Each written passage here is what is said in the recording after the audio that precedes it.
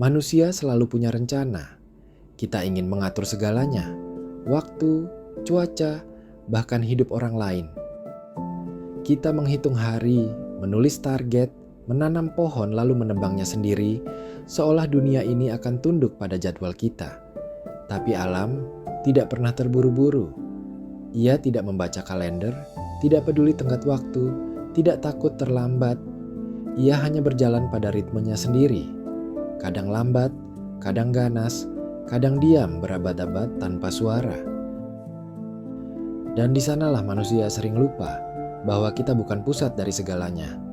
Kita hanya bagian kecil dari sistem yang lebih tua, lebih bijak, dan lebih sabar dari kita semua. Kita merencanakan, tapi alam menentukan.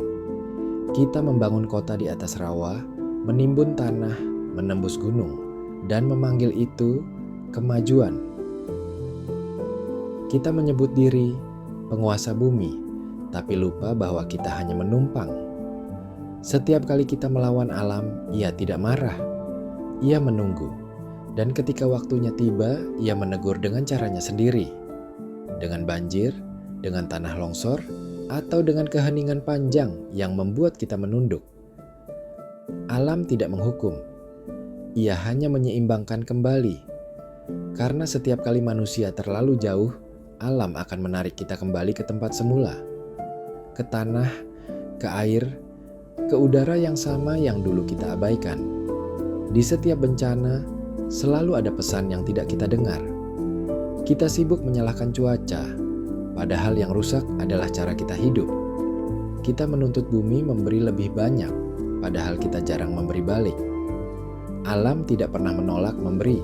Air, udara, cahaya, semua gratis. Tapi setiap anugerah yang disalahgunakan punya harga yang harus dibayar. Dan seringkali, harga itu adalah keindahan yang hilang. Sungai yang dulu jernih jadi keruh. Hutan yang dulu hijau jadi diam. Udara yang dulu segar jadi sesak. Mungkin ini cara alam mengingatkan. Keseimbangan bukan pilihan, tapi kebutuhan untuk bertahan. Kadang kita lupa bahwa setiap napas yang kita hirup adalah hadiah.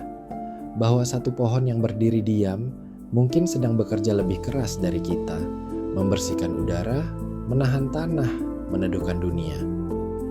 Alam tidak butuh manusia untuk bertahan, tapi manusia tidak akan bertahan tanpa alam. Kita tidak lebih tinggi, tidak lebih hebat. Kita hanya berbeda bentuk dari energi yang sama, tanah yang berubah jadi tubuh, air yang berubah jadi darah, udara yang menjadi napas. Ketika kita mati, kita tidak pergi. Kita hanya kembali menjadi bagian dari siklus yang sudah ada jauh sebelum nama kita disebut. Jadi mungkin bukan tugas kita untuk menaklukkan alam, tapi untuk kembali belajar darinya.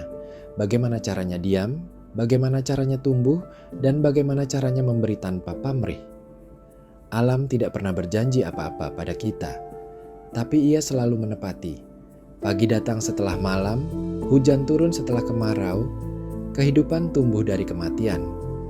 Sementara manusia, dengan segala rencana dan ambisinya, sering lupa untuk percaya pada proses itu. Kita ingin memaksa bunga mekar lebih cepat, ingin matahari berhenti tenggelam, ingin segalanya sesuai keinginan kita. Tapi hidup tidak berjalan seperti itu. Alam punya waktunya sendiri, dan kita, mau tidak mau, harus menyesuaikan langkah. Karena pada akhirnya, semua yang kita bangun akan kembali ke tanah. Semua yang kita ciptakan akan jadi debu. Dan semua yang kita rencanakan akan berakhir di tangan alam yang menentukan segalanya. Jadi, kalau hari ini rencanamu tak berjalan, jangan buru-buru kecewa.